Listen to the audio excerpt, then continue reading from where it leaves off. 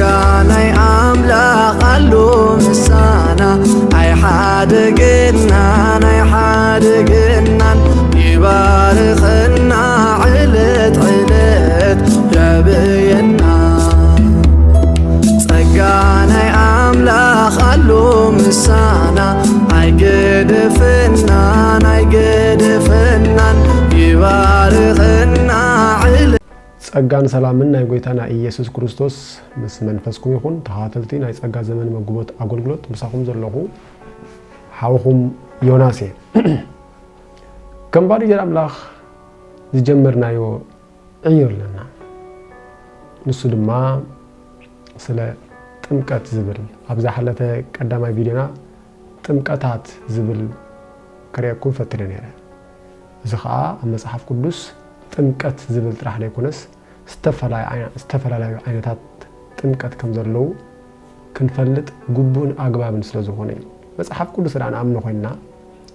ከነጽንዑ ድማ ኣለና ነጽንዑ እንተዳ ኮይና ድማ በትክክል ክርደና ስለዘለው ወይ ለምን ድማ ናፍቲ አከራኸሪ ዝኾነ ጥምቀት ጥልቅ እናበልና ከይና ማይቲ ምናልባት ናውሽጥ ያትነሎ ማዓንቶ ግን ኣብናይ ክርስትና ዓለም ጥምቀት በጣዕሚ ካብቶም አከራኻሪ ዝኾነ ሓደ ቶፒክ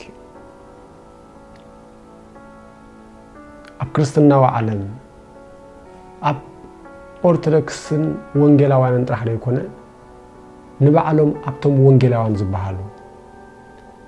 ንባዕሎም ኣብቶም ኦርቶዶክስ ዝበሃሉ ንባዕሎም ኣብቶም ካቶሊክ ዝበሃሉ ጥምቀት በጣዕሚ አነጋጋሪ ማዕረፍ ዘይተረኽበሉ ሓሳቢ ካብ ቀደም ካብ ጥንት ማለት ካብ በዓል ተርቱልያን ጀሚርና ካብ ቀደም እምበር ሪኢኹም ኣለኹም ገለገለ ሰባት እዮም ዝብሉ ጥምቀት ንድሕነት ወሳኒ እዩ ጥምቀት ንድሕነት አድላይ እዩ بزي ጥምቀት ድሕነት አይحسብን እዩ ወነአምን በአህተ ጥምቀት ለስለተ ኃጢአት حقي ስለዚህ ከይተጠመቅና ኃጢአትና ስለዚህ ይحደገልና ኃጢአት ከይተሐድገ ድማ ጥምቀት የለን ስለዚህ ጥምቀት በጣም መሰረታዊ ነገር ይዝብሉ ሰባት አለው ገለገለ ሰባት ድማ ያ አይፋሉን ጥምቀት ዝበሃል የልቦን ጥምቀት አይድልንዩ ዝብል ሰባት ድማ አለው ናይዘም ክልቲኦም ሰባት መበገሲ ሓሳቦምን መጽሐፍ ቅዱስ እዩ ከም መጽሐፍ ቅዱስ ወጻኢ አይኮነን እቶም ጥምቀት የድሕንዩ ዝብል ሰባት ወይ ድማ በዘይ ጥምቀት ድሕነት የለን ዝብል ሰባት ኣብናይ መንግስት ወንጌል በመምርኳስ እዮም ኣብናይ ምንታይ ወንጌል ኢለ ሕዘኒ ኣብናይ መንግስት ወንጌል ኮይኖም እዮም ዝዛረቡ ዘለዉ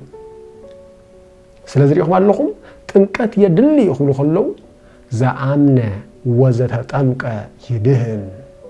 ዘአመነን ዝተጠመቀን ክድሕን እንደይኮነን ዝብል መጽሐፍ ከመይ ኢልኩም ጥምቀት አይድልን ትብሉና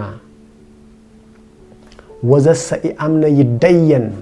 ዘአመነ ድማ ክኾነን እዩ ስለዚህ ጥምቀት መሰረታዊ ነገር እንበር ወአጠምቅ ወሙ በስመ አብ ወወልድ ወመንፈስ ቅዱስ ሁሩ ወማራቀይ አኪዱ بسم أبن ولدن منفس قدسن إن أطمئكم دك مزامرت يجبروا ومكويل لجوي تبعلو أمان أمان إبلك زيت ولد دعجمة أماي ومنفس قدس يقلب ويعوست من قصة جابر بحق بلك الله كامين كام منفس قدس زيت ولد من قصة أملاك كأتو أيكلني كويل ويني كوديموس كمالكم تمكت يلن تولو بزيت تمكت من تايكن كون تمكت دعم سرتهم بر زبل سوات الله وجنات الله تخكلي مصحفيا ገለገለ ሰባት ድማ አይፋሉን ንክርስቶስ በማን ብጸጋይኹም ዝደሓንኩም ዝኻ ካብ አምላኽ በር ካብ አኻትኩም አይኮነን ሓደኳ ኸይምካሕ ካብ ግብራ አይኮነን ይዝብል መጽሐፍ ስለዚህ ድሕነት ብጸጋይ በር ብግብርና አይኮነን ምንም ግብር ዝሓወስና የልቦን ስለዚህ ድሕነት ብጸጋ እዩ ንስኻትኩም ነተናይ መድሓንኩም ወንጌል ዝኾነ ቃል ሓቂ ምስ ሰማዕኩም ብኡ ድማ ምስ ኣመንኩም በቲ ዘተስፋው መንፈስ ቅዱስ ሓቲሙ ናቱ ገበረኩም እዩ ዝብል መጽሓፍ ጥምቀት ዝበሃል የለን ስፔሲፊክሊ ናይ ማይ ጥምቀት መን አንዛርብ ዘለና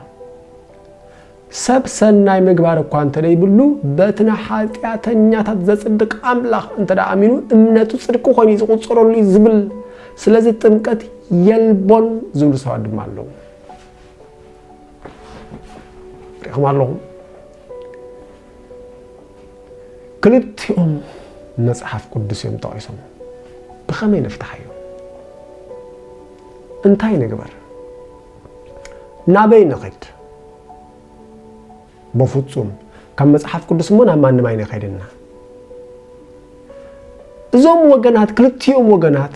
ጥምቀት የድሕን ይዝብሉን ጥምቀት አይድሕንን ይዝብሉ ሰባት ጥቅሶም መጽሐፍ ቅዱሳዊ ስለ ዝኾነ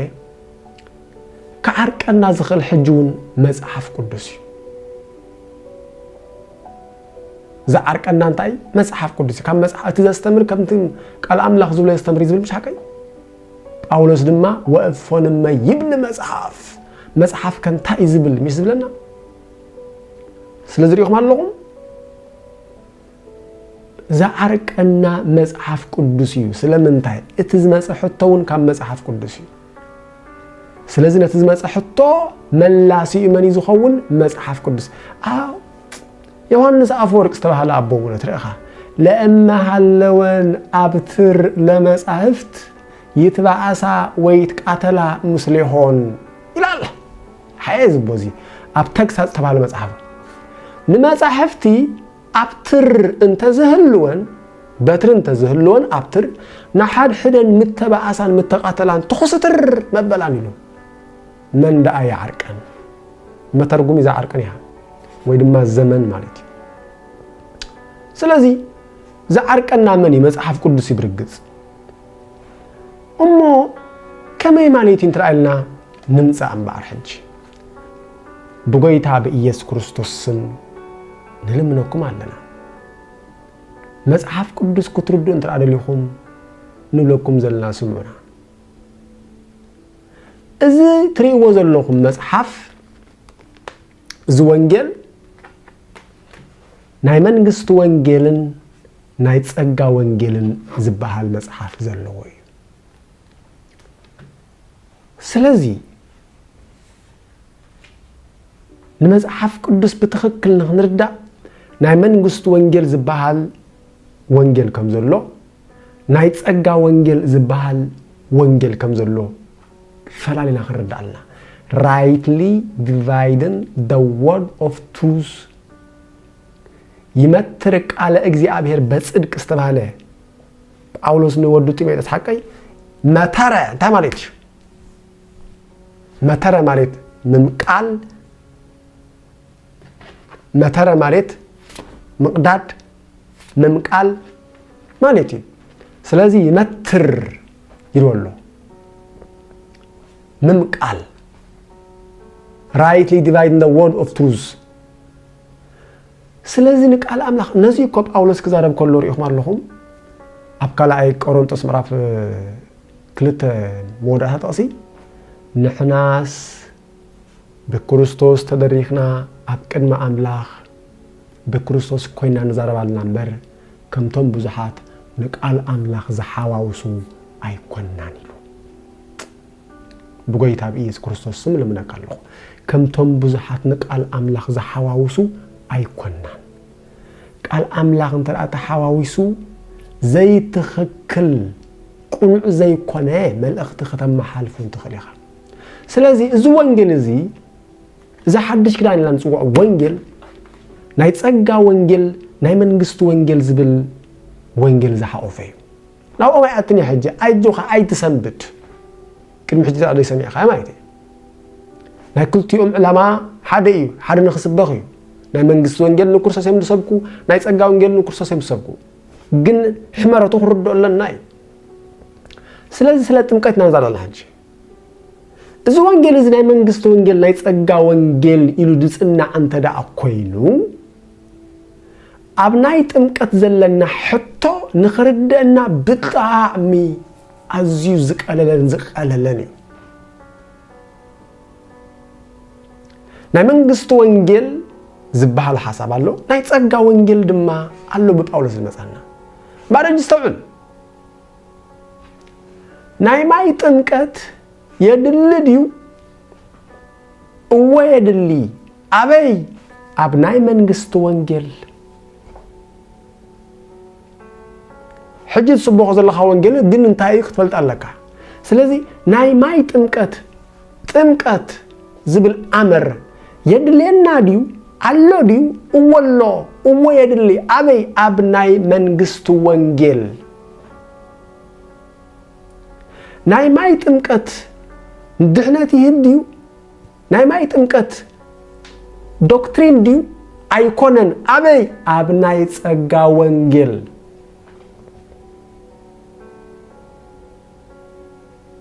ስለዚህ ናይ ሕቶኻ መልሲ እትረኽበሉ ስለ ጥምቀት አበናይ ወንጌል ኮይንካ ኢኻ ትሰብኽ ዘለኻ እዩ ስለ ጥምቀት ከተስተምር ከለኻ ጥምቀት ንድሕነት የድልዩ ኢልካ ከተስተምር ከለኻ አበናይ ወንጌል ኮፍ ኢልካ ኢኻ ትሰብኽ ዘለኻ አብናይ መንግስት ወንጌል ትራ ኮይኑ ነገሩ ግን ሕጅ ዘለኻ ዘመን ግን ፍለጥ አብናይ ጸጋ ወንጌል ትራ ኮይኑ ግን የልቦን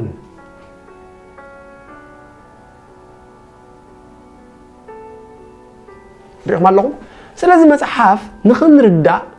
ናይ መንግስት ወንጌልን ናይ ጸጋ ወንጌልና ክንፈላሊ በመጀመርታ አለና አብናይ መንግስት ወንጌል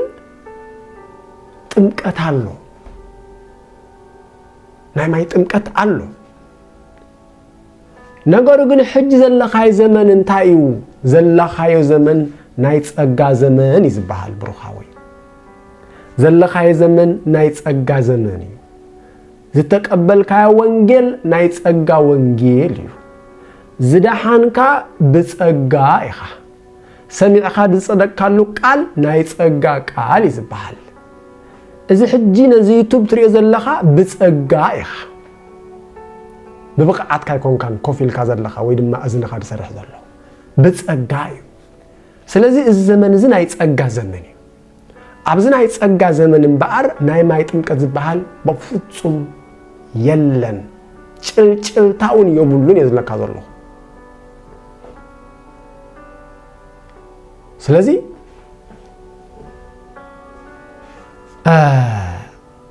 ጎይታ ኢየሱስ ክርስቶስ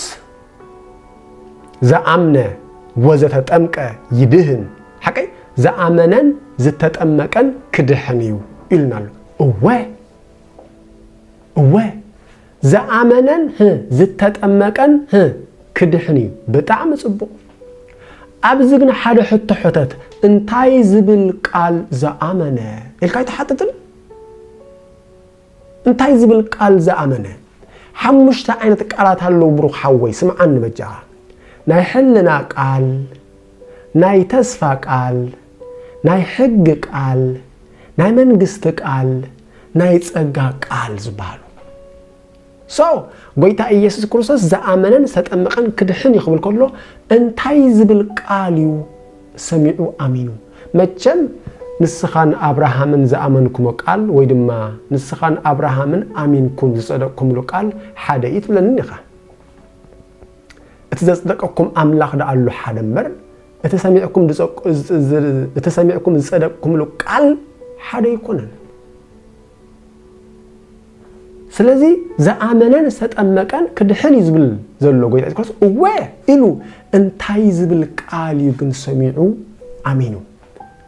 ንስኻ እንታይ ዝብል ቃል ኢኻ ሰሚዕካ አሚንካ ናይ ምንታይ ቃል ኢኻ ሰሚዕካ አሚንካ ናይ ጸጋ ቃል ይባሃል ናትካ ጎይታ ኢየሱስ ክርስቶስ ንሓጢያት ካመይቱ ንጽድቅኻ ድማ ተንስዩ ምስተባሃልካ ኢኻ ነዚ አሜንን እወን ኢልካ ምስተቀበልካ ጸደቅካ ስለዚህ ይኸዋለኹም ጎይታ ኢየሱስ ክርስቶስ ድሰብኮ ዝነበረ ስብከት ናይ መንግስት ቃል ይዝባሃል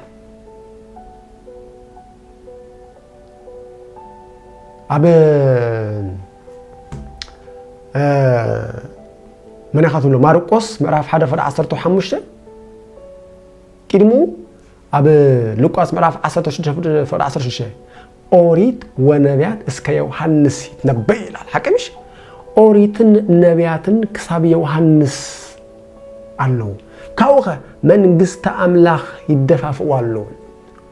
ስለዚህ ዮሐንስ ምስተአስረ ማርቆስ ምዕራፍ 1:15 ድማ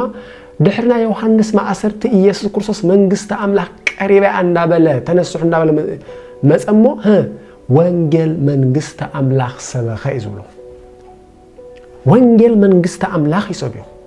ወእቱ የመሄሮሙ ከመ መኮንን ወአኮ ከመጽሐፍቶሙ አይበለን ማቴዎስ ምዕራፍ 7 መወዳታ ጠሲ ንሱስ ከም በዓለ ስልጣን ኮይደ አንበር ከምቶም ጸሐፍቶም አይኮነ ዘስተምሮ ዝነበረ ይላል ስለዚህ ኢየሱስ ክርስቶስ ዘስተምሮ ዝነበረ ትምርቲ ናይ መንግስት ወንጌል ይዝባል አብ ናይ መንግስት ወንጌል ጥምቀት አሎ ብሩኻዊ አይተሸፋፉን መጽሐፍ ቅዱስ አሎ እንተይልኳል ነገሩ ግን ሕጂ ድማ እንሰበኾ ዘለና ስብከት ወይ ድማ እንስበኾ ዘለና ቃል ናይ መንግስት ቃል አይኮነን ድሕሪ ናይ እስራኤል ምቁራጽ እስራኤል ኢየሱስ ክርስቶስ መቅባል ምስ አቤት እምብ ምስ ሓንፈፈት ነትናይ መንግስት ቃል ምስ ነጸገቶ እግዚአብሔር ንጳውሎስ ዝባል ሐዋርያ አተንሲኡ ወንጌል ሂቡ ሰይድወይ እቲ ወንጌል ድማ ናይ ጸጋ ወንጌል ይዝባል كزارب كله باولوس باولون تايلنا باولون بنصر بقطعم كلير غير مالتي አገልግሎተይ ክሳዕ ዝውድ እቲ ጎይታ ዝሃበን ጎይታ ይስሃበን ንዕዮ ክሳዕ ዝፍጽም ንነፍሰይ አይና ሐሰላኔ ከም ክብርት ገለ ድማ አይሪአኔ አገልግሎተይ ድማ ወንጌል ጸጋ አምላክ ምስባኽ እዩ ወንጌል ጸጋ አምላክ እንታይ ምባሪ ምስባኽ እዩ ስለዚህ ናይ መንግስት ወንጌል በጎይታ በኢየሱስ ክርስቶስ ጀምሩ በተም 10 ተኩልታው ዘቀጸለለና ናይ ጸጋ ወንጌል ድማ በጳውሎስ ጀመረ ዝተዋበለና ጳውሎስ ተመስረተ ነዚህ እኮ አነ በተስተዋበን ጸጋ ከም ከኢላሃናጺ መሰረት ሰረትኩ ነፍስ ወከፍከስ አብልዕሉ ከመይከርጎ ከመይገሩ ከምዛ ሐንጽ ይጠንቀቅ ምክንያቱ በዘይ ከአትስሩት መሰረት ንሱ ኢየሱስ ክርስቶስ ሓደኳ ክስር ዝኽል የልቦንልና ስለዚህ ጳውሎስ ድማ ናይ ጸጋ ወንጌል ዝባል መሰረት ሰሪቱልና ስለዚህ ይገማለኩም መጽሐፍና ብዝግባ ከነጽኖ አለና ጥምቀት አብ ናይ መንግስት ወንጌል አሎ ሕጂ ዘለና ዘመን ግን እንስበخል ዘለና ወንጌል ግን ናይ መንግስት ወንጌል አይኮን ናይ ጸጋ ወንጌል እንስበخ ዘለና ሕጂ በጳውሎስ መጻና ወንጌል ስለዚህ ሕዘኒ ናይ ሕዘኒ ትስበخ ዘለኻ ወንጌል ናይ ጸጋ ወንጌል ሰሚዕኻ ድጸደቅካሉ ቃል ናይ ጸጋ ቃል እዩ ዘለኻይ ዘመን ናይ ጸጋ ዘመን እዩ ዝዳሓንካ ብጸጋ ኢኻ ንዓይነ ዝድኹም ሓውኻ ትሰምዖ ዘለኻ ወይ ድማ ትሪኦ ዘለኻ ብጸጋ ኢኻ እዚ ኮይነ ዘለኹስ ብጸጋ ኮይነ ዘለኹ አይበለካን ጳውሎስ ኮይንካ ዘለኻ ብጸጋ ኢኻ ፕራይዝ ጋድ ስለዚህ ሪኦም ኣለኹም እቲ ኣከራኻሪ ክት ወይ ድማ እቲ ዘከራኽር ቶፒክ በጣም አይነጋንኖ መጽሐፍ ቅዱስ ግን አጽናንዑ እንፍለጦ መጽሐፍ ቅዱስ አጽናናአ ምረዳ አይትባአሱ አይትከራኸሩ በጃኻትኩም ግን ከተተዓርኡ ፈትኑ ጳውሎስ አነ ወንጌል ክሰብኽ መርከጠማ አይተላአኩን ተራይሉ እቶም ካልኦ ድማ አጠምኡ እንተራ ተባሂሎም ታይጸገም አበይ ዘለት ችግር ኢልና ክንፈትሕ ይግበአና ስለዚህ ናብ ጥምቀት አትኹን ናብ ናይ ጥምቀት አስተምራ አትኹን ግን ቅሩብ ተሓገዘኩም ኢለ ዝካለ እንድዝር ዘሎ ጸጋን ሰላምን ናይ ጎይታና ኢየሱስ ክርስቶስ ምስ መንፈስኩም ይኹን ሰላም